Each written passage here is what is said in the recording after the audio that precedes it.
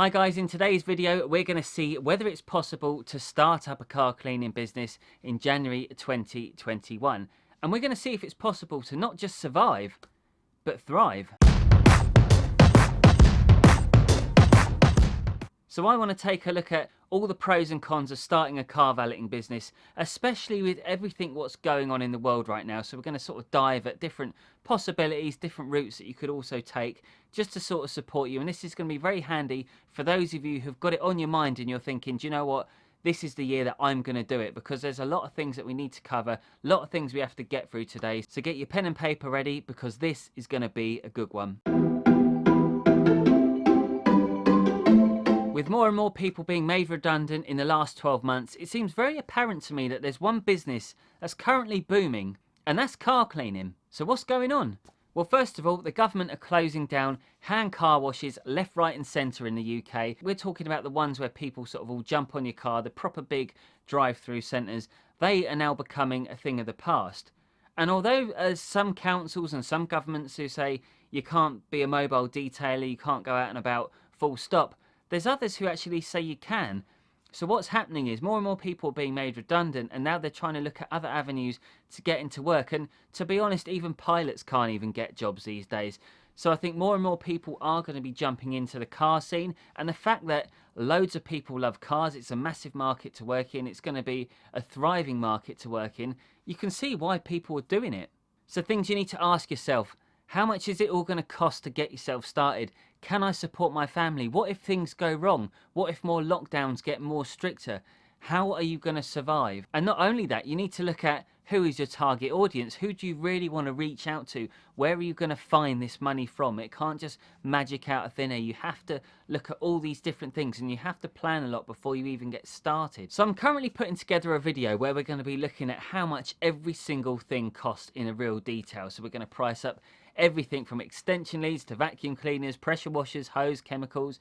I'm going to give you a complete startup guide. I'm going to give you accurate figures that are going to represent anybody starting out as a mobile car cleaner. We're not going to be going into the full-on detailing. We're just going to be talking all about getting you started and getting you out there round people's houses and cleaning their cars. So make sure you hit the subscribe button and turn on your bell notifications, because that video is on its way. So here's one of the problems that I'm seeing with what's going on currently right now. When I started out 15 years ago, there was, in my village, in my area, there was one other car cleaner.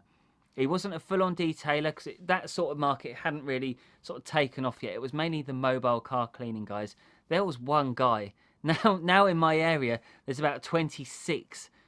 And I thought it was tough back then. My heart goes out to anybody who's trying to start a business right now, because honestly, it's going to get a lot tougher. There is so many more people doing it. And oh my God, the amount of people who are starting car cleaning businesses is unreal. And I should know, because I get hundreds of messages every single day of people saying, how do you do this? How do you do that? How did you even get started? There is no sign whatsoever of anything slowing down. So I think it is going to get a more cutthroat business. I think people are going to start competing by dropping prices, but I'm not going to recommend that you do that, because at the end of the day, it's all about the quality. It's all about that service you offer. You've got to offer your clients something else that nobody else is doing. Even if it's a flipping smile, you could be the best detailer in the world, but if you're as dull as anything and you've got no charisma, you've got absolutely nothing to offer to the table, a lot of people might not even like that. So you've got to add this personal touch. It's got to be more than just a car cleaner. You've got to be their best friend. You've got to be someone that they can relate to, and you've got to build that relationship if you want a regular client. So let's talk about the plan. And first of all, the first thing you need to do is have a really good striking company name. You've got to have a good brand. You've got to have a good logo. You've got to have a good all-round image. It's got to be the whole package. Everything has to look good. And I know I might rustle a few feathers saying this, but try and avoid things like Mr. Soapy or Bubbles. And I think anything with the word car wash in, don't even bother, because what people see when they see those words, they sort of think, oh, he's cheap. Oh, it's Mr. Bubbles. He's going to cost 50p for a car wash.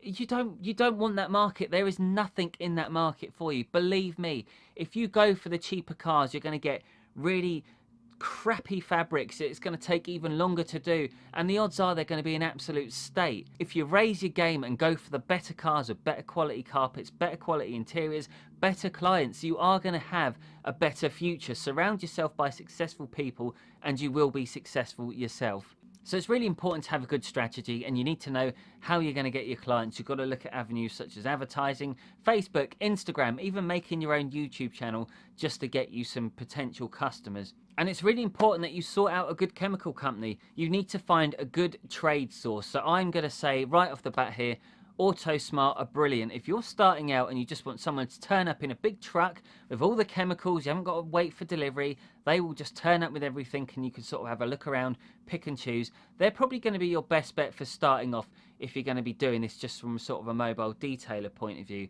We're not going to say that they do loads of ceramic coatings and things like that, because there's nothing I've really seen from that, but that's what makes them great. They are great for the everyday valeter who wants to go out, make someone's car look fantastic, and they do some really good polishes as well, and they've got some really good products in their line, so do go check them out. But find yourself an AutoSmart rep, because they are very helpful. Another thing you need to do is get yourself a sore throat. So you need to get yourself some decent insurance, and it's really good to shop around and make sure you can get the best deal. But I would actually say just try and avoid the comparison sites, because you don't really know the full ins and outs. You don't really know everything you're getting covered for. So I say go to a company direct and have a chat with a real human being who can actually assist you with everything you need, because they can give you a custom quote. And I'll give you an example. Mine cost me 400 quid a year. But that is completely covered to the rafters. Like, I don't think there's anything I'm not covered for. So you've got to make sure that you are well protected, because you can trip up, you can have an accident, and you can damage someone's car. So these things do happen. So it's always best to make sure that you've got the right cover. So a lot of people want to do this because they want a better family life, but you have to remember that you are going to be bringing your work home with you. There is a lot of stresses involved, and you don't just park up every night and say, right, turning the van off, shutting the door, that's it, job done. When it's winter, you've got to bring your pressure washer in, bring the hoses in, get all the cloths washed every single night. You've got to make sure your buckets are in, make sure everything's all good. You have to sort your van out in the night. You can have to get it ready in the morning as well. There's so much that you have to sort of do. You've got your taxes to do. You can't just sort of close everything and say, right, oh, I'll worry about it tomorrow. It doesn't work like that. You are going to have a lot of your work life involving your family life, and it can sort of cross paths, and it can be very difficult. So make sure you're prepared for it. If you haven't got an office, try and sort yourself one out somewhere. They can get them very cheap, but you need to keep that sort of workspace and family space completely separate, because once they clash, and believe me, it's happened to me enough times, it can be a right pain in the backside. So it is a very stressful job, and trying to switch off from that stress when you get in from work every night, it's really difficult. It's not easy. I don't think there's ever been a time where I've thought, do you know what, I've had a really good day today. Everything just went swimmingly and had absolutely nothing to worry about. You're always bringing home some sort of drama with you. So it can, like I said, it can affect your family life, can affect personal life, and just bear that in mind. So there you have it, guys. I just want to wish you all a very good luck. And if you are brand new to the channel, or you are just getting started, please do leave your comments below. I will respond to them. I'd love to hear from you. Let me know what you're going to be doing to get yourself off the ground. What methods are you going to approach? What clients are you going to try and target?